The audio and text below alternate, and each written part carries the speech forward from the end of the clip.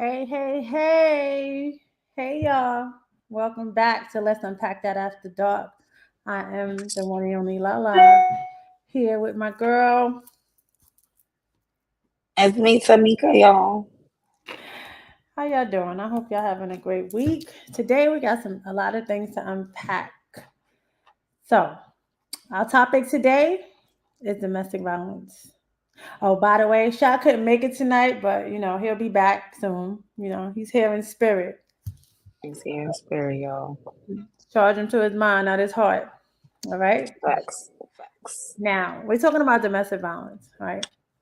So, October is Domestic Violence Awareness Month, and the color for domestic violence is purple, right? So, whenever you get a chance and you feel like you want to honor someone that has been a survivor of domestic violence, just throw on something purple and kind of, you know, give homage to them. So, domestic violence is the name of most what people understand to be relationship violence, right? However, Mm-hmm. one of the names that it's been changed to is intimate partner violence. There's intimate partner violence, there's family violence, there's you know, relationship dynamic violence, right? But we pretty much know the actual action between a person being a batterer and a person being uh, being assaulted. No, is no Mm-hmm. domestic violence. Right. So one of the questions that's often asked when it comes to domestic violence is why does the person, whoever is involved in it or whoever is sitting in it, deal with it and stay and take it for so long? Right. Mm-hmm. A lot of times people say, you never know what it feels like to be in a situation of a domestic violence or intimate partner violence situation unless you're sitting in it.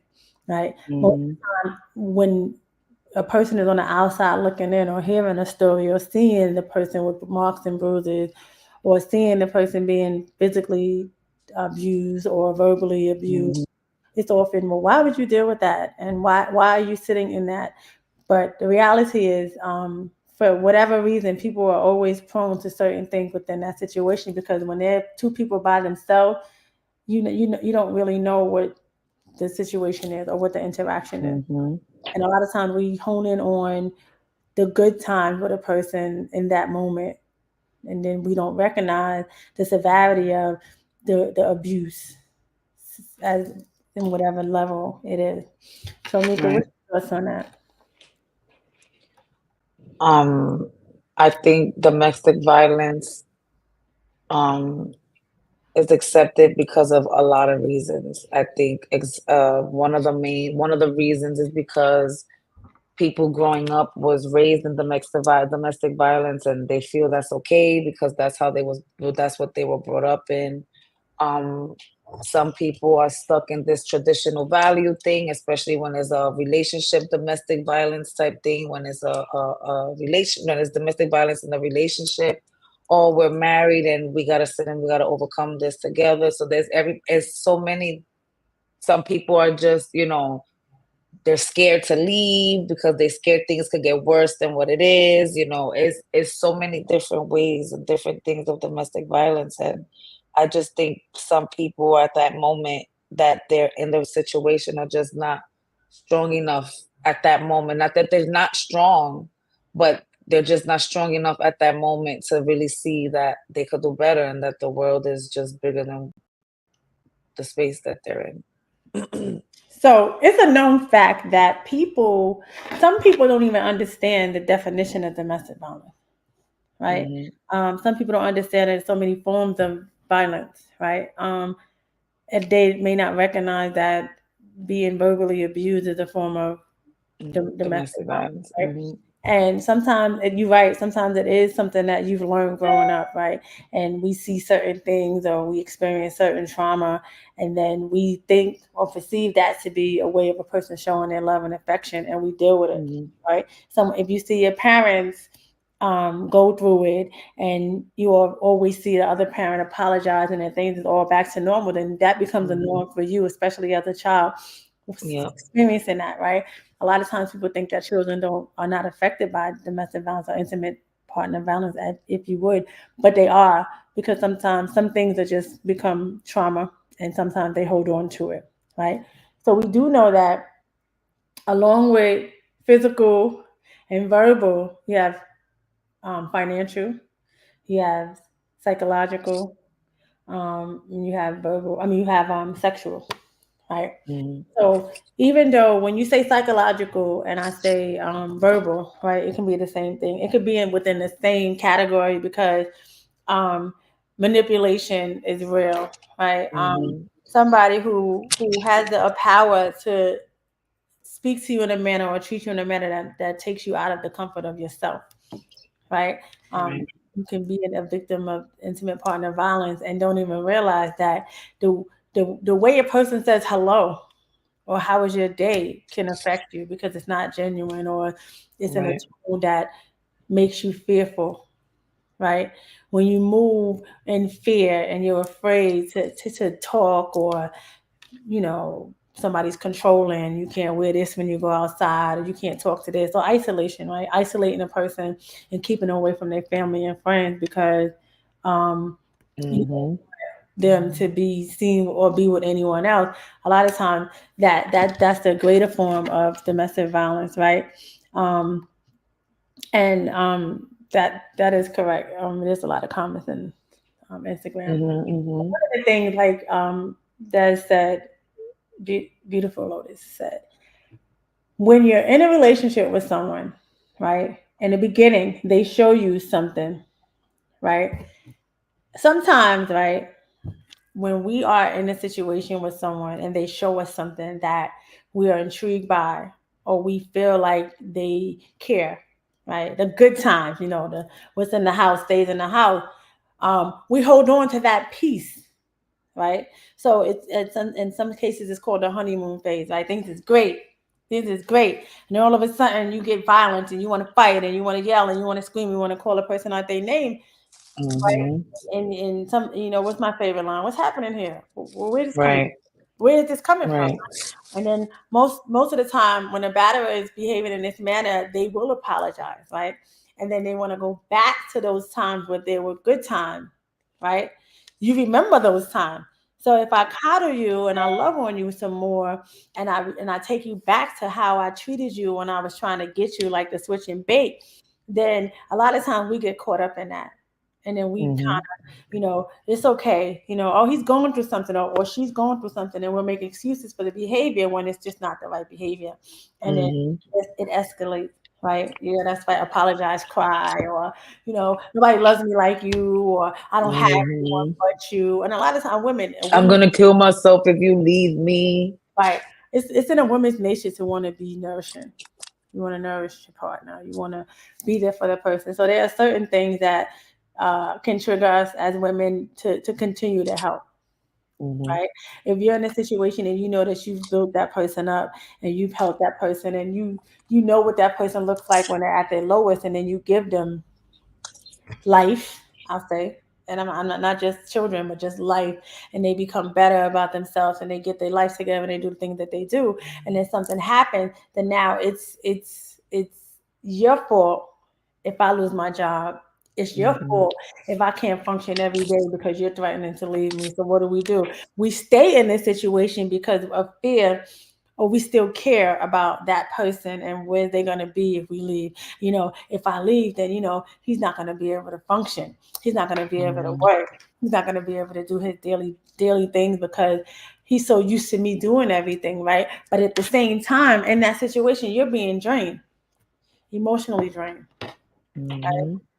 The reverse psychology, that's that. The reverse psychology. It's you just beat me up, so now I'm feeling bad because you just assaulted me, Mhm. right? And sometimes you wonder what is it? Like I think that, we had a conversation today, and one of my one questions was, what is it that makes you prone or want to deal or go back to a situation that has caused you financial hardship, emotional hardship, or put your life in danger, right? I think with that question, right? Because I asked myself that a few times before. I will ask myself, this person has did such and such and such to the point that I've cried, I suffered, I've lost weight, I was depressed. why do I continue feeling like I need to go back? Why do I keep feeling like that's what I want? And it was because at that moment, who I was at that time, that was the comfort.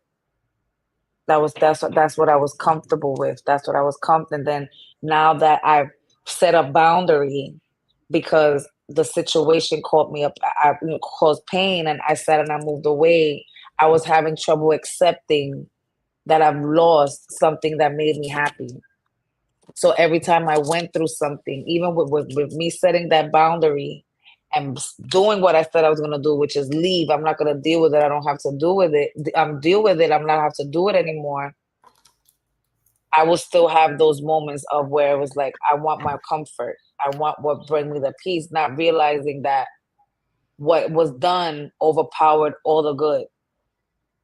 What was done overpowered all the good. So I always asked myself that, and I realized that at the moment, that's what who I was at that moment. That was what she wanted, and I'm not her anymore. I'm somebody different now, and I have to realize that that's just not for me, and I had to accept it. No matter how I said I had to learn. No matter how much I love you, does not mean I have to deal with you or have you around because I love you, but you're still hurting me, and love don't hurt. Love is not supposed to hurt. No, I agree with that. I do think that love is supposed to be happy. I mean, I guess the way Mhm, it's perceived is love is supposed to be happy. It's not every mhm, day, not all the time, but so when we think about people experience different trauma in their life, right? mhm, And trauma may not necessarily mean domestic violence, right? It's trauma, any kind of trauma, family in your family dynamics, right? There are certain things that trigger you in a relationship, right? Especially if you haven't dealt with that those underlying traumas, right? And a trauma could be that of someone treating you a certain way in your immediate family that makes you feel like that's you may know that it's not normal, but in your heart you feel like it's normal because that's how you mhm, grew up and that's what you know. So when you get in a relationship and someone is treating you in a way that's similar or reminds you of what it is that you experienced as you was a child and your trauma, then you are more you gravitate towards that person, right? mhm, Because those behaviors start to make you feel safe, right? And as always, when you're in situations that you feel safe with, people on the outside that don't understand why can't understand why you have merged the two together, your past mhm, trauma and your current relationship, because those are your comfort zones in the moment.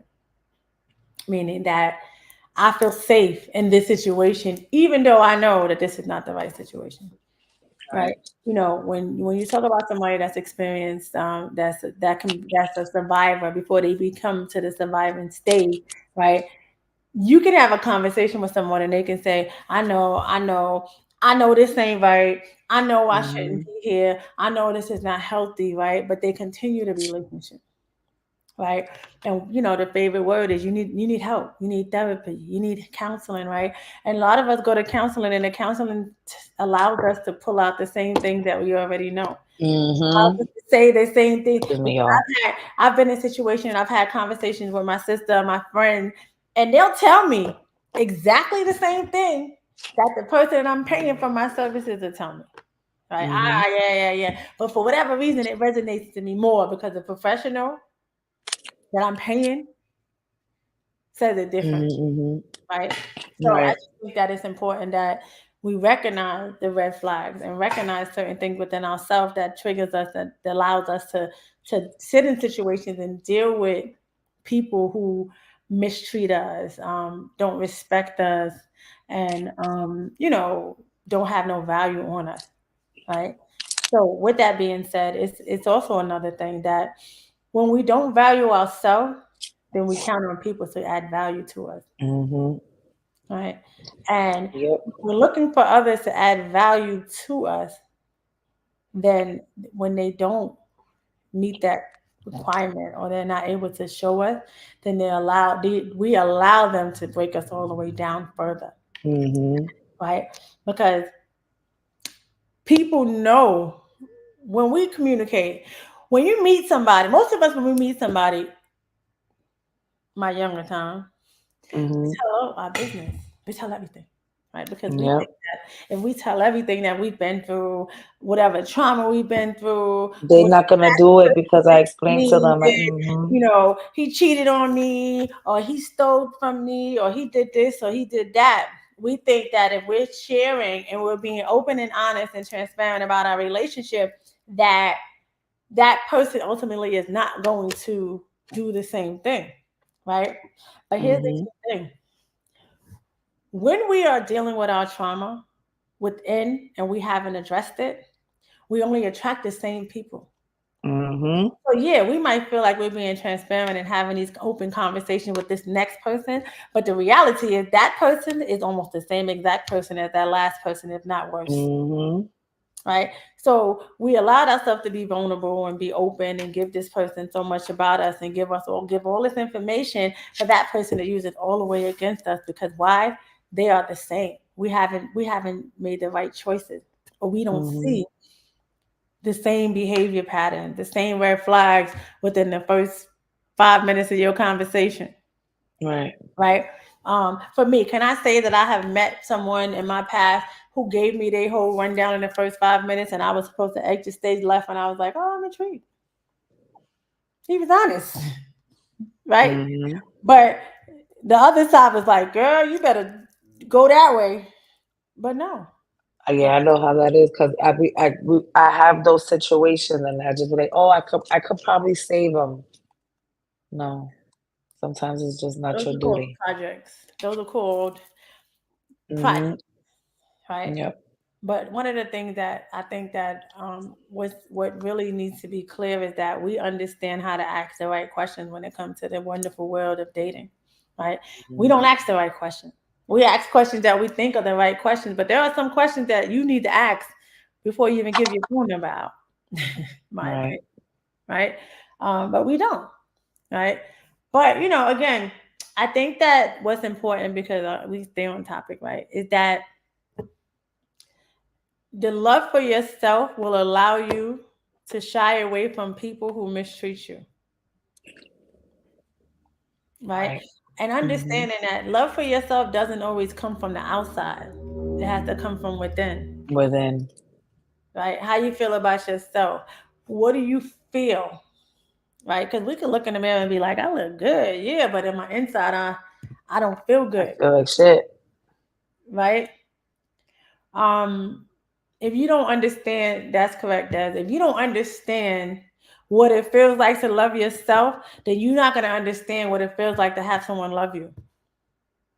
That's a whole fact. If you don't understand, I'm going to say it again. If you don't understand what it feels like to love yourself, then you're not going to be receptive to someone loving you. It's always going to be a dysfunctional love, because you may perceive love as being someone that's abusive. Mhm. Someone yelling and screaming at you and calling you out your name makes you feel like they love you.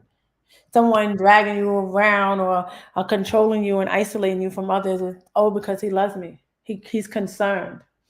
Mm. He's worried. He or she's worried about my well being, right? But and that is what you see, and that is what you know. And it's not until you get to a point where you're sick and tired of being tired and you fall and understand that, nah, this is not what it's about. I gotta love me. So it's also a Right. known fact that most of the people that are in these relationships will have a conversation with someone else and say all of the right things. I know, I know, I'm not gonna do it no more. Oh, I'm gonna Right. leave. I'm gonna go. I'm gonna do this. And then when they have their weak, vulnerable moment, they go back to what it is that they know. Not so much of, and sometimes that's not even where they want to be, right? But that's what they know. That's what you Mhm. know. If that's what you know, and that person has a place, there is a place somewhere in that situation that makes another person feel safe. They trying Right. to get back to that, right? By any means, right? Right. So, I'm gonna go to Instagram. There's a lot of comments on here, right? So I'm gonna go back. Mhm. So King Sweet said, "What's done in this house stays in this house." As one, I think that was her saying. That's like one form of like a domestic violence thing Right. You better not where tell they like nobody. where they like, oh, you don't tell nobody what's done Hmm. here. By the way, if anyone wants to come up, you guys are more than welcome. Financial, psychological, sexual, and verbal are forms of DV and also stalking, Hmm. right? That's interesting, right?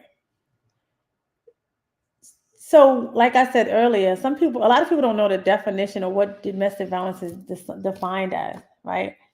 So, just interestingly enough, when I think of stalking, I would have never kind of put those two together, Right.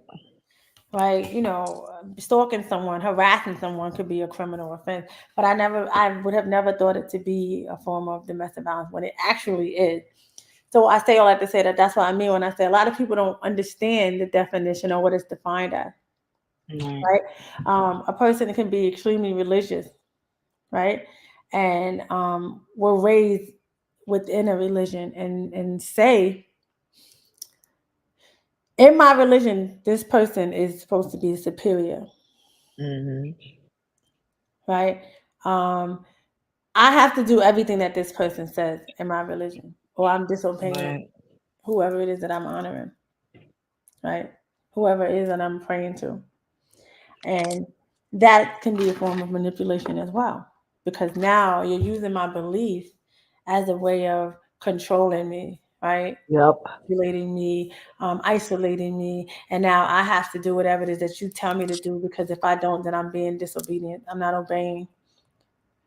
And it goes against my belief. And some people are just that religious that they will not Right.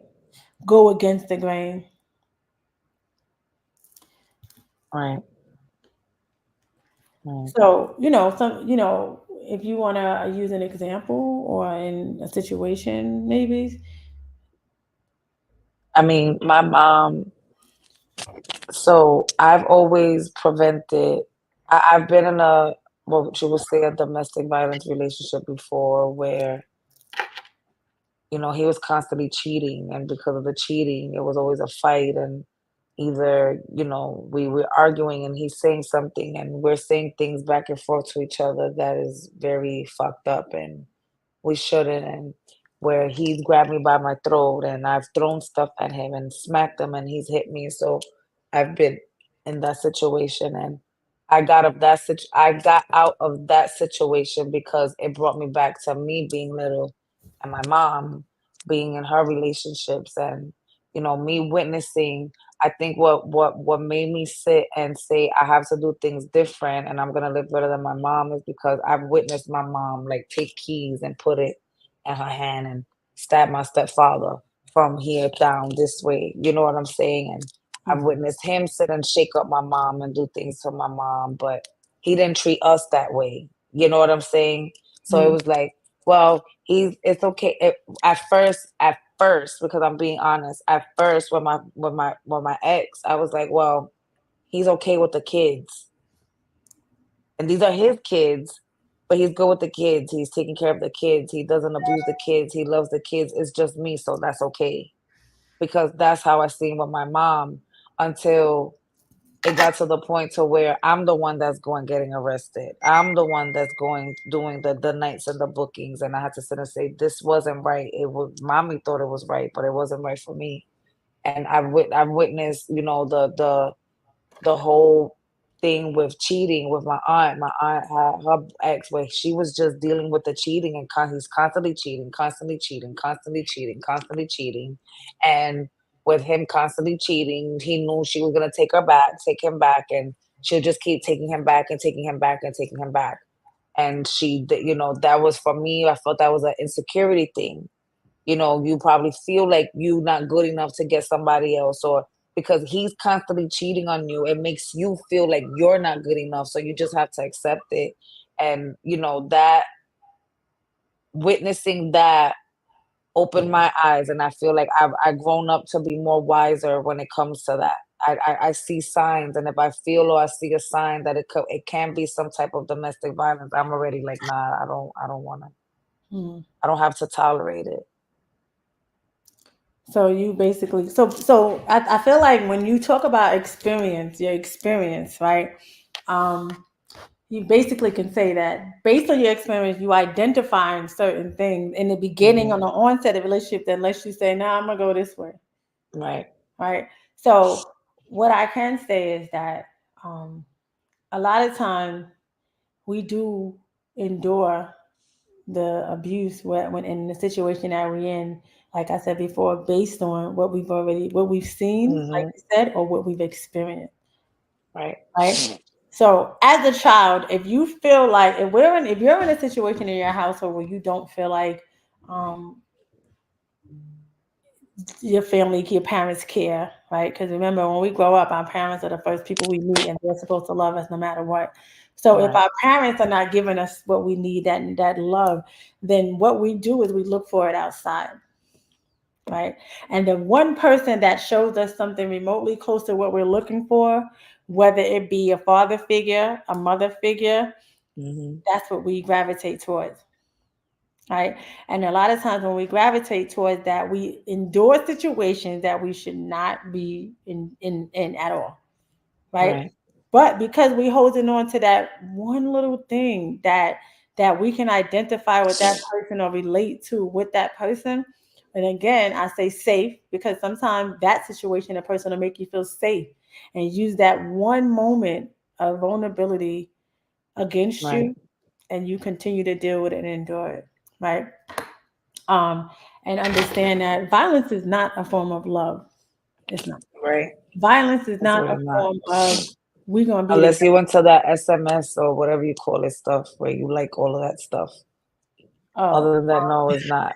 dominant by domination. That's a little bit different. Unless you like that, that's different. That's That's a little different. bit But different. But I think that when when we identify violence, right, as a positive in our life, then that means that there is something wrong within us. no, Right? that's a fact. And you have to find out what that is because if not, you're going to continue to attract the same type of people, right? Um, when you understand that someone loving you and caring about you only wants the best for you and would not put you in a situation that's going to harm you, right? Or affect your life, Sorry, I'm so sorry. Right. you need a Red Bull. Um, those are the things you have to hone in on, right? One of the things that people do often is that in a mix of a situation that's just not a good situation, intimate partner violence, financial violence, psychological violence, physical, right? When it's time to walk away, right? A lot of people have a hard time walking away, right? And for whatever reason, when you do walk away from a situation, you feel like you're missing I believe that if you feel like you're missing something, then you're not done, Right.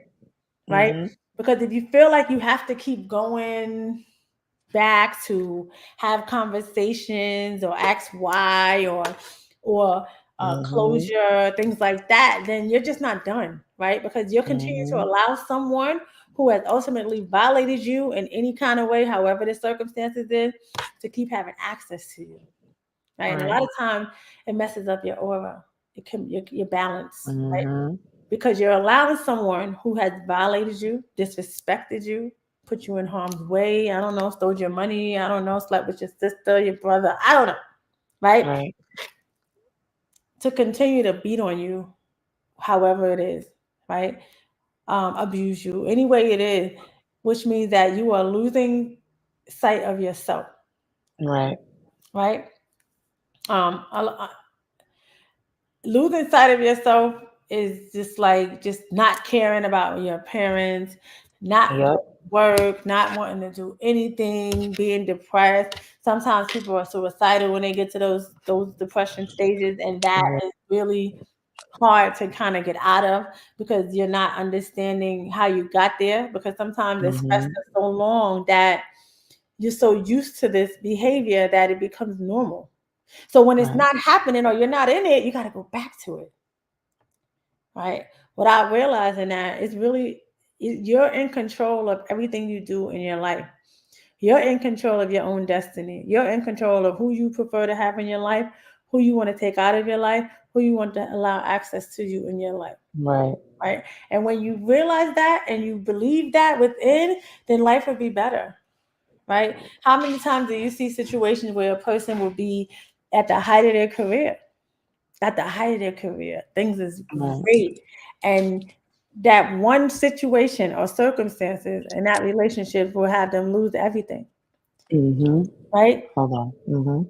And and now there's no you have no answers. You don't know how to even address it or even have a conversation because you've allowed Right. yourself to continue to stay in situations and circumstances that's just not healthy for you. Right. Right. So with that, I'm gonna say that on Let's Unpack That After Dark, we don't condone violence. We don't condone violence at Um, all. we want everyone to win. We want to make sure that if you're in a situation that you need, say because of age or the protection not working. So let me go to Instagram real quick before I give my speech. Um, Okay. she said, beautiful Florida said, so true. However, some people stay because of age or the protection is not working or your self esteem is to the floor. Now that's a fact. That's a fact. Mm-hmm. I Self agree with that. esteem plays a major role in why people stay in the situation that they are in, right? Um, because again, right, like you said, reverse psychology and the order protection don't work. You're right. But sometimes, a lot of times, domestic violence has a lot to do with mental health, A major, major, right? The major part of person is it. sick. That's why I say you got A to do it. major part of it. That's why I said when you meet somebody, you got to have an application and you got to check the boxes. And I mean a paper application, a piece of paper. Answer these questions. Mm, And then you got to ask mm, them about medication. You on medication? They might not tell the truth. So you go to their house and then you go in their cabinet and you check the cabinet. And you do what I do. I write the medication. Well, I used to do. I don't do anymore. Um, mm. write the medication down and call my sister. Yo, what's this medication? Yeah, well, Facts. No, I agree. I'm not even googling. I'm gonna go. What's this medication? Right? Because people are not Right. right. There's a. I was watching a movie and they got married. He was all good. They got married, and all of a sudden he just beating on her every day, right? Mm, And but his mother knew that he wasn't on his medication, right? So these are questions, right? And I think some of y'all should just be asking their mama too. Hey, when he was younger, did he have any? Did he have mm-hmm. an IEP? Was he ever on medication? Yep. That's Like, one thing I I know be my like I question is told. I'm sorry, Yeah. my questioning is way out of line, but you gotta ask because if you're scared to ask Mm-hmm. questions, you're gonna fall into a situation and find out in Yep. a bad situation. What you gonna say, Yeah. me? I tell my daughter all the time. I said, don't be out here like me and most of us that are parents where we got with somebody and because, oh my God, I love them, they're cute, I like who they are, we didn't sit and look back at the DNA. Sometimes you have to look at the back. Sometimes, go have a conversation with his mom and his dad and yo, who got schizophrenia in your bloodline? Who got Mm-hmm. type this? Because they could have skipped one and it was gonna reach mine. You know what I'm saying? And so I tell her all the time, look up the family dynamic. Look up where they're coming from. Look at their background. How many people in their family were drug addicts? How many? What's typical? What's the typical thing that's happening that's negative that there's a possibility that it could go down to your kid? That's what But I tell my kids that. but you like my she said first question is have you ever gone to counseling? But what's interesting? The generation my not my generation, my parents' generation, they didn't believe in Right. counseling. They didn't believe in counseling. So Right. I believe that a lot of times it has to do with the type of wording, the choice words that you use when you're asking these questions, because most black and brown people They are didn't even give counseling to our military men that came back and lost a toe, a limb, an arm, and a nose. They didn't right. even give them counseling. They just left Mhm. them in the street. You think back then they gave a hell if somebody was going through domestic violence? They didn't care. They really didn't care. And a lot of people wasn't getting the help that they needed back then because to them, to a lot of people, that's normal. It was So I mean, the normal. resource is the Grandma and great grandma still with grandpa, great grandpa, because grandpa made all the money. Grandpa was paying all the bills. Grandpa was making sure we had this and we had that. And because grandpa had all this responsibility on him, he had all this aggression and anger, it was okay to let it out on grandma because grandma had the best life. Grandma had a house. Grandma had the car. The kids didn't need anything. I gotta shut up because he's the one that's doing everything. So it's okay that he comes home upset and pissed off, and because the guy in his job pissed him off, he couldn't punch him in the face, so he comes home and punches me in the face because I'm the one. That was so it's so normal back then. It was so normal back then. Another thing, I have aunts that dealt with domestic violence, and they were the side chick. huh? She's What? the side chick. I had, let her rest in peace, a aunt who was dealing with domestic violence. He was beating her ass and doing all of that stuff, and she was the side chick.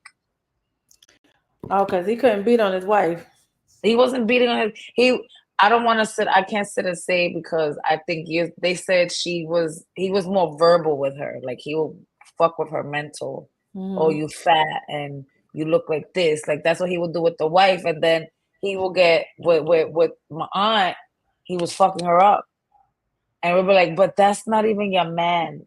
Even if he was her man, it still doesn't make it okay. But it's like you, the whole side chick, and you having a domestic violence situation as a side chick. Yeah, back there, domestic, like that said, domestic violence and cheating was normalized. It was normal. It was just Mhm. something that, yeah. And the side chick Mhm. kept quiet and walked across the street on the other side when they came through. So it was definitely different back then. It definitely was. Yeah. But even like today, and when we talk about order protection, right? Um, it appears as if you have to have a history of order protections for them to take Yeah. it seriously. You have to have a history of a person being a violent predator, right? When a person is arrested for domestic violence, they get out the next day. There's order protection in place. They can Mhm. go right back to where they came from, right? But a You lot of go kill a dog, you're getting 20 years to life. right, yeah, that's true. So I always say that a lot of time, and another thing, right? I think a lot of people that are victims of domestic violence are not aware of the resources that are available to them, right? And a Survivors. lot of times people have taken advantage of the resources, right? People have used domestic violence situations or alleged domestic violence situations to get Mhm. into domestic violence shelter because Mhm. domestic violence shelters are way better than the regular shelter, alleged the way it's being told. So if I say Right. that, there used to be a time where you did need order protection to go in the shelter, you could just say we had a fight, he hit me, and now Mhm.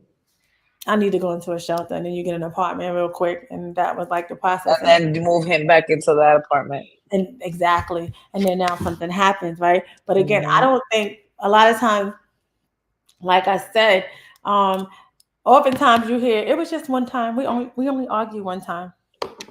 Oh, he punched me in my face because he was drunk or he was mad. I Mm-mm. punched him back, so that makes us even, right? Right. Um, That's fair. but what did we put in place to prevent that from happening again?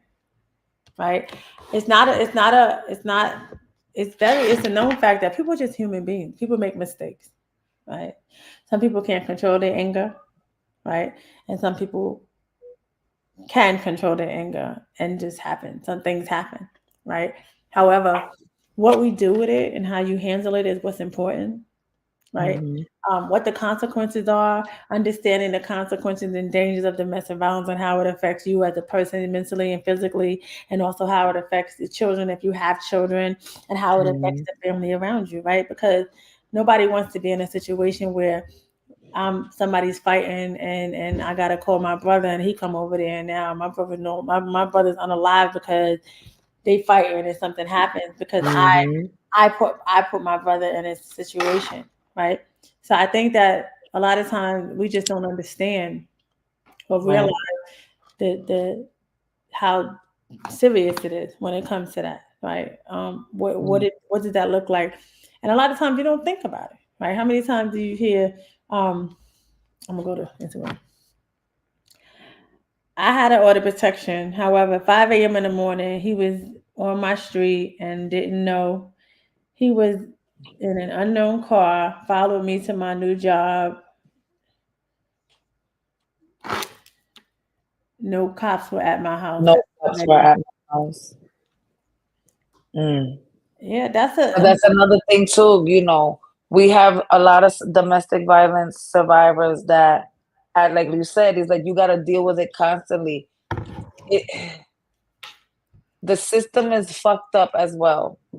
You know, you have all of these nonprofit organizations. You have all of these things that sit and is supposedly dedicated for domestic violence, but then they sit and don't help when it comes to domestic violence. Like, I if I come in with a black eye, busted lip, tooth missing, and I'm telling you my boyfriend beat my ass, why do you have to look in the system to see if there's a past report?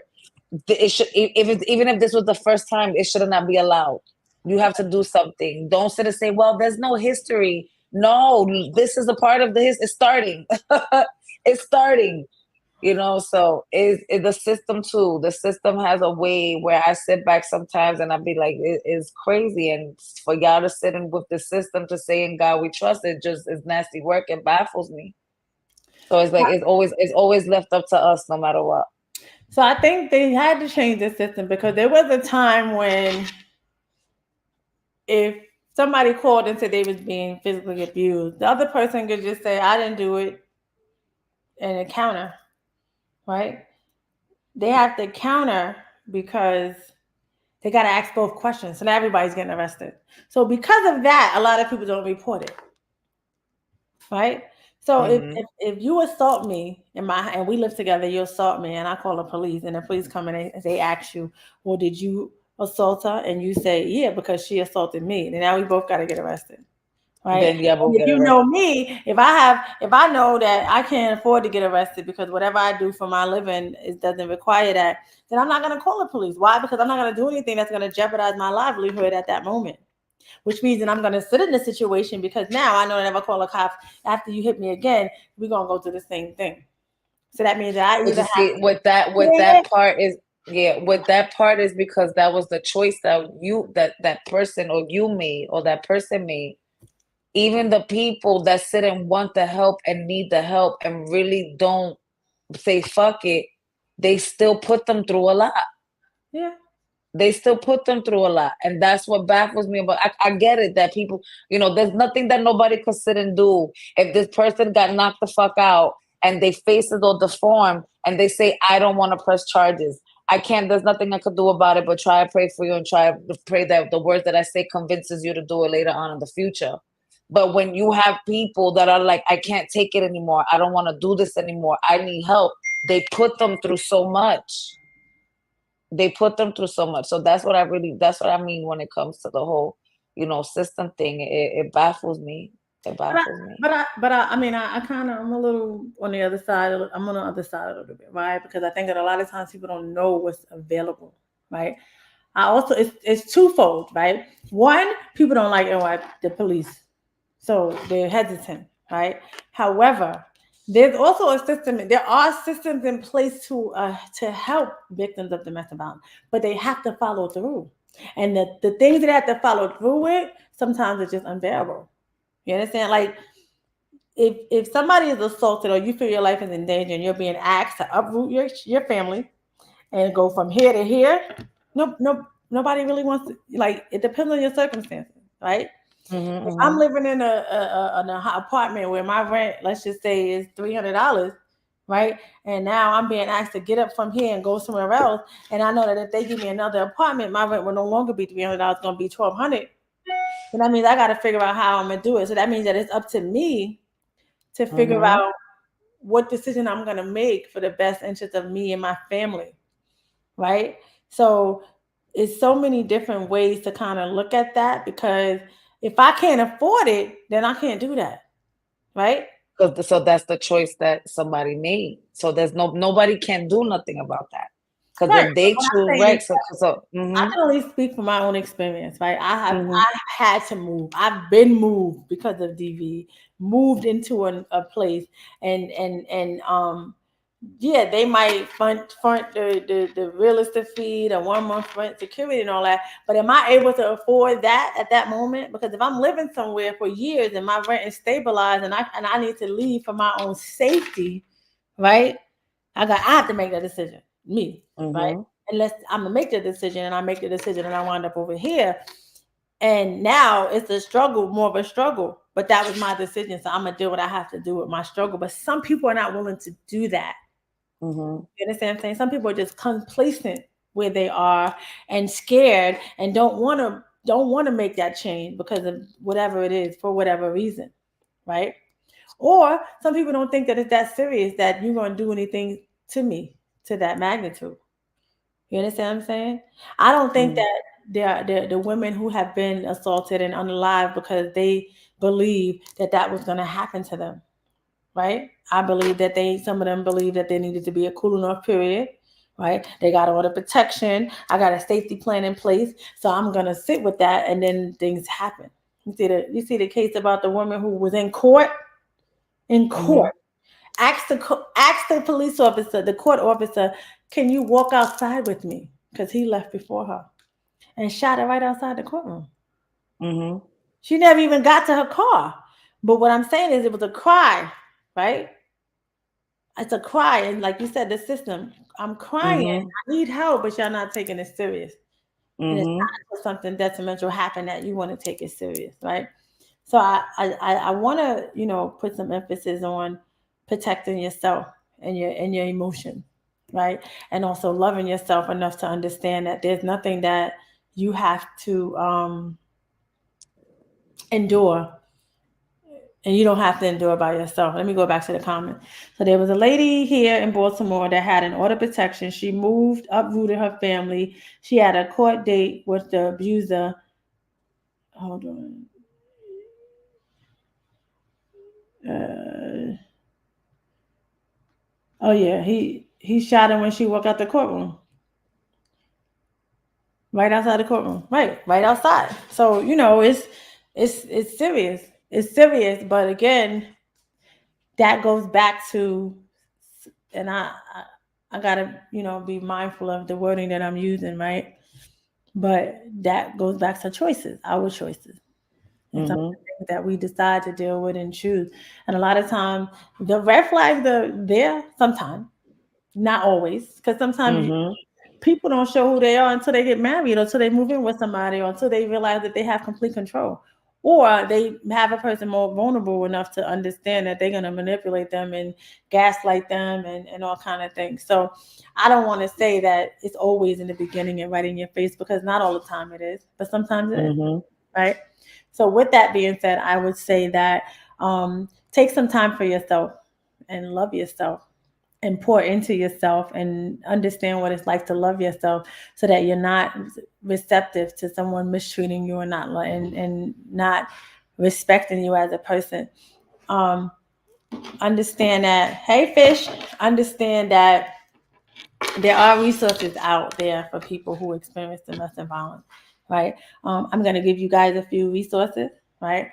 There is a domestic violence hotline if you should need any assistance and need someone to talk to, or some help, or some additional resources. You can contact the domestic violence hotline. The number is 1-800-799-7233, or you can text 88788. Right? Those are some of the things you can do if you should ever have, to deal with domestic violence. You don't want to call your friend, or you don't want to call police, and you want to find out if there's any resources, if you feel like you might need someone to talk to, because even in a situation that you may feel like you're not ready to leave, there are resources where you can talk to someone to kind of Mhm.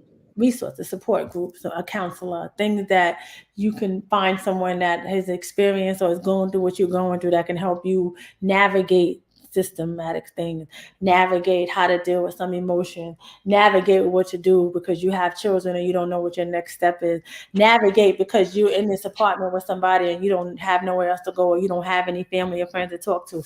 These are the things that you have to be able to utilize to kind of build on yourself, right? Mhm. Use the family and friends that you have that supports you, right? It doesn't always have to be a negative conversation. However, understand that when you are saying things that don't make sense, you will have family members that's going to check you. That's the norm, right? Mm-hmm. Mm-hmm. You have to be willing to accept that, right? Because no one wants to see their loved one in any situation that's going to cause them any harm or danger, or see them go from being a happy-go-lucky person to now a depressed down person, right? So I have also a quote that I'm going to read, and it says, I can't see.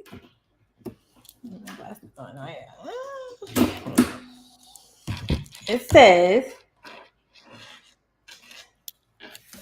sometimes the bad things that happen in our lives put us directly in the path to the best thing that will ever happen to us.